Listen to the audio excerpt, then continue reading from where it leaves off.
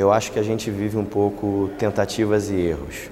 Então, toda vez que é feito um ajuste na lei, você precisa de 1, 2, 3 anos para você ver basicamente duas coisas. Primeiro, como o mercado vai entender aquela lei. E segundo, para ver como é que os juízes vão interpretar essa lei. Porque às vezes você tem, como no caso, por exemplo, da criação da alienação fiduciária, que foi super comemorada e um grande avanço, né? E na prática ela foi se perdendo, porque tudo aquilo que era para ser feito rápido, de maneira extrajudicial, se perdeu e passou a ser uma discussão de execução judicial.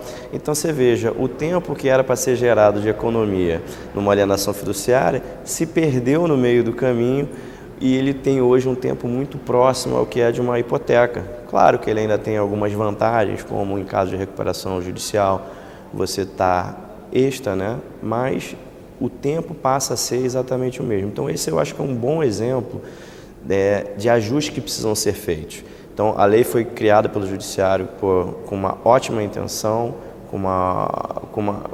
buscando atender um pedido, não diria não só do mercado, mas da sociedade como um todo, né?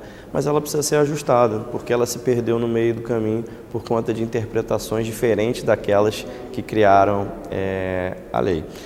Outro exemplo disso é os Deep Finance, que também foram criados com uma ótima intenção, mas o mercado não comprou. A gente vinha falando aqui agora nos corredores, você estava comigo, né, que o mercado não está comprando, então a gente vai ter que ajustar.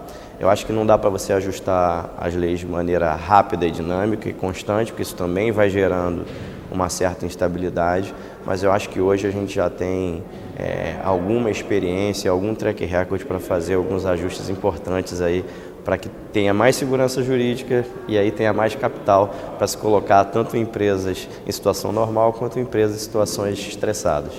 Está em viés altíssimo, né? Então, alguns dados aí que já têm sido circulados nos meios de comunicação. Ano passado, 822 pedidos de recuperação judicial.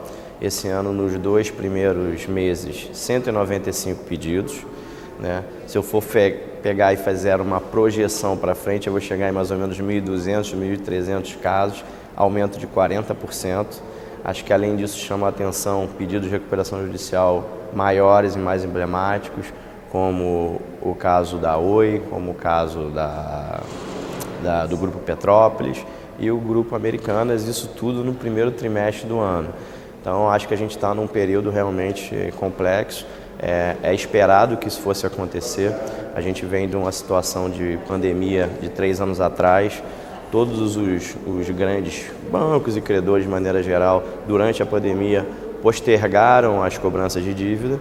E agora que a pandemia passou, as pessoas têm que entrar, têm que lidar com esse problema agora, não dá mais para postergar. E aí, somado a isso, você ainda tem uns juros de 13,75%, ficou tudo mais caro, mais difícil pagar.